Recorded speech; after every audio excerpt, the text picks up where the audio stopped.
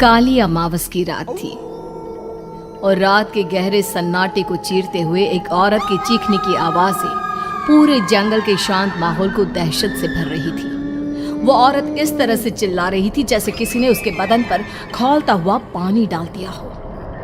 रात को अपने खेतों में पानी देने के लिए आया हुआ हरिया किसान अभी तक इन आवाज़ों को सुन नहीं पाया था, क्योंकि उसके बेटे किशन ने उसे नया नया मोबाइल फ़ोन जो लाकर दिया था शहर से, और बस उसी मोबाइल फ़ोन में ईयरफोन लगाकर वो कोई पुराना गाना सुनने में मग्न था। लेकिन जैसे ही गाना खत्म हुआ, उस औरत की चीखने की आवाज़ हरिया किसान के कानों से टकराई। हरिया का दोस्त रामू भी खेत में ही घाट पर गहरी नींद में खर्राटे मार रहा था। रात के उस सन्नाटे में औरत की चीखने की आवाज़ सुनकर ठंड के मौसम में भी हरिया किसान के माथे से पसीना टपकने लगा। रामू, अरे ओ रामू, अरे जल्दी उठ, क्या खर्राटे मारकर सो रहा है? अरे इतनी रात को ये जंगल में कौन औरत चीख रही है? पूरी तरह से चीख रही है। अरे क्या हुआ? क्या हुआ? कौन है? अरे भूत आ गया क्या? चोर आ गया क्या? अरे न चोर आया है न भूत आया है। मैं ये कह रहा हूँ कि क्या तूने इस औरत के चीखने की आवाज सुनाई देती है कि नहीं? अरे कौन सी औरत? अरे हाँ, ये आवाज है।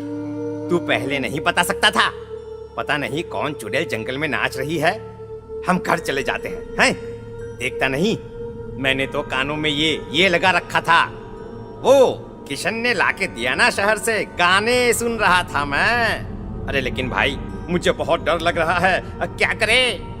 अरे करना क्या है? भागो यहाँ से। भगवान जाने कौन है और क्यों इतना चीख रही है।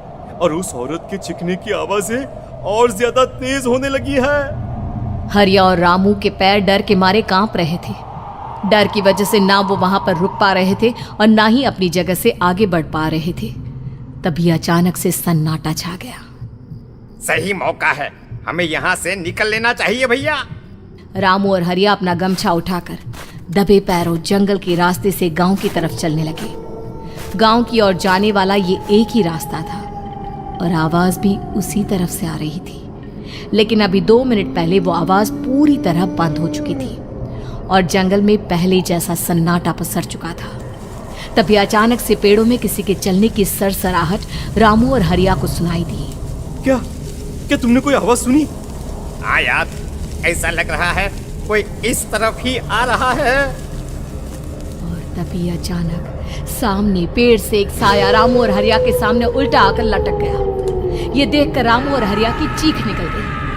वो दोनों डर के मारे बेहोश हो गए। वो साया जमीन पर आकर खड़ा हुआ। उसने रामू और हरिया के बालों को पकड़कर खींचना शुरू कर दिया। अब तुम गांव वालों में से कोई जिंदा नहीं बचेगा। मैं तुम सबको ले जाकर उस गड्ढे के नीचे दफन कर दूंगी। सबकी जान ले लूंगी। मैं किसी को नहीं छोड़ूंगी। अगली सुबह रामू की पत्नी कमला हरिया के घर आई और उसने हरिया की पत्नी सुमन से अपने पति के बारे में पूछा। सुमन, कल रात को ये तुम्हारे ही पति के साथ गए थे खेत पर, अभी तक लौट कर नहीं आए हैं। हाँ बहन, मैं भी वही सोचकर परेशान हूँ। मेरे पति भी अभी तक खेत से लौट कर नहीं आए। भगवान जाने क्या बात है, दोपहर होने आई है। अब तक तो उन दोनों को लौट कर आ जाना चाहिए था। क्या करे, कैसे पता करे कि वो दोनों कहाँ हैं? मेरा बेटा भी शहर गया हुआ है, वरना उसी को भेज देते खेत पर। बहन, मुझे लगता है कि हम दोनों को वहाँ जाकर अपने पतियों को ढूंढना चाहिए। ठीक कहती हो तुम, चलो मैं तुम्हारे साथ चलती हूँ। और वो दोनों जंगल के रास्ते खेत की तरफ आगे बढ़ती हैं। वहां जाकर देखती है कि हरिया और रामू आग जलाकर आग के ऊपर कुछ पकाकर खा रहे थे। आप यहाँ पार्टी बना रहे हैं और वहाँ घर पर हमारी जान सुखी जा रही थी कि कहीं कुछ हो तो नहीं गया? मुझे कुछ नहीं हो सकता। मैं कभी नहीं मर सकता, समझे तो? अरे तबीयत तो ठीक है? ये किस तरह की आवाज में बात कर रहे हैं आप? कुछ हुआ है क्या? कुछ नहीं हुआ, बस जोरों की भूख लग रही थी, इसलिए खाना बनाकर खा रहे थे। अच्छा, इतनी बदबू आ रही है, ऐसा क्या बनाकर खा रहे हैं आप? जरा हमें भी तो बताइए। अरे भाभी, क्यों परेशान हो रही हैं? मांस पकाकर खा रहे हैं। एक जंगली जानवर कल रात को खेत में आ गया था। हम दोनों ने उसे मार दिया और बस उसी का मांस पक रहा है।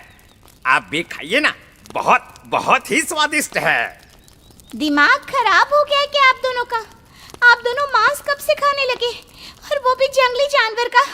चलिए अभी कभी घर चलिए। चलेंगे चलेंगे, लेकिन पहले ये मांस तो खत्म कर ले।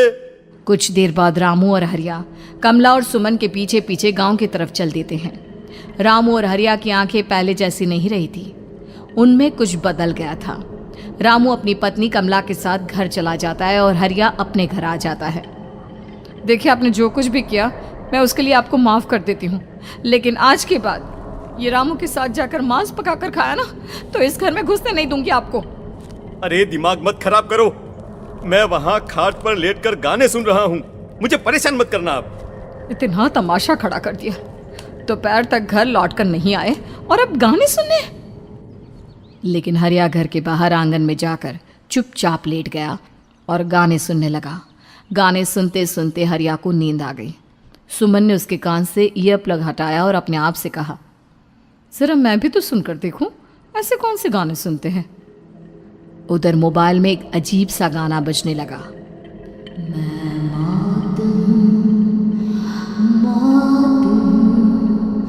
मौत जो पसरी है चारों, जो आएगी कहीं से निगल जाएगी सबको। मैं मौत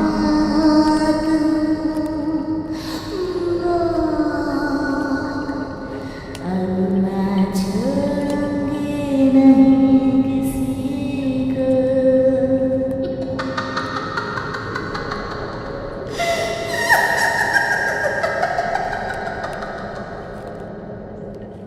सुमन ने घबराकर मोबाइल फोन दूर रख दिया। वो बुरी तरह से डर गई थी। तभी अचानक हरिया अपनी नींद से जागा और गर्दन टेढ़ी करते हुए सुमन के पास आया। क्या क्या कर रही थी? गाने सुन रही थी? वो ये कैसा गाना सुन रहे थे तुम मोबाइल के अंदर? मौत है, मौत। अरे ये सारी बातें छोड़ो और ये बताओ, आज शाम को तुम मेरे साथ खेत चलोगी? लेकिन क्यों? और तुम इस तरह से क्यों बात कर रहे हो? अपनी गर्दन सीधी रखकर बात करो ना। वो मेरी गर्दन में सोते सोते थोड़ा दर्द हो गया है। मेरे साथ आज खेत चलो ना। तुम्हारे साथ पूरी रात रहना चाहता हूँ। कैसी बात कर रहे हैं दिन दहाड़े? जरा भी शर्म नहीं आती क्या? अरे इसमें शर्माने वाली क्या बात है? तुम पत्नी हो मेरी। पूरी रात खेत पर रहता हूँ। मुझे भी तो तुम्हारे पास आने का हक है कि नहीं? अच्छा ठीक है, चलती हूँ आपके साथ खेत पर, लेकिन फिर उस रामू को मत बुलाना। अरे कैसी बातें कर रही हो? अगर तुम मेरे पास होगी तो मैं किसी को नहीं बुलाऊंगा, सिर्फ तुम और मैं और रात का सन्नाटा। शाम के वक्त हरिया सुमन को अपने साथ खेत पर ले जाता है। आसमान में चांद पूरी तरह से चमक रहा था। हरिया ने अपने खेत में बनी हुई छोटी सी झोंपड़ी के अंदर सुमन को अपने पास बिठा लिया और उसके बालों में हाथ फिराते हुए कहा, कितनी खूबसूरत हो तुम, बहुत सुंदर लग रही हो। एक चांद से भी ज्यादा सुंदर लग रही हो। ऐसी बातें मत करिए ना, मुझे शर्म आती है। अपनी आंखें खोलकर जरा मेरी तरफ तो देखो। अरे देखो तो सही। सुमन ने शर्माते हुए जैसे ही अपनी आंखें खोली, उसके होश उड़ गए। हरिया के बड़े बड़े दांत निकल आए थे और वो पूरी तरह से एक जानवर की तरह नजर आ रहा था। कौन हो तुम मेरे पति नहीं हो। कौन हो तुम? मुझे जाने दो। लेकिन हरिया ने सुमन के हाथ को कसकर पकड़ लिया। उसके नुकीले नाखूनों की वजह से सुमन के हाथ से खून बहने लगा था। बहुत दर्द हो रहा है, मुझे जाने दो। कौन हो तुम? क्या करना चाहते हो? वही जो एक आदमी एक औरत के साथ करना चाहता है, और उसके बाद मैं तुम्हें वहीं ले जाऊंगा जहां पर तुम्हारा पति है। क्या मतलब? क्या कहना चाहते हो? कहाँ है मेरा पति? जंगल के बीचों बीच उबलते हुए पानी के तालाब में वही है तुम्हारा पति। चलो चलो, मैं तुम्हें उससे मिलवा देता हूँ, लेकिन उससे पहले तुम्हें मेरी प्यास बुझानी होगी। और इतना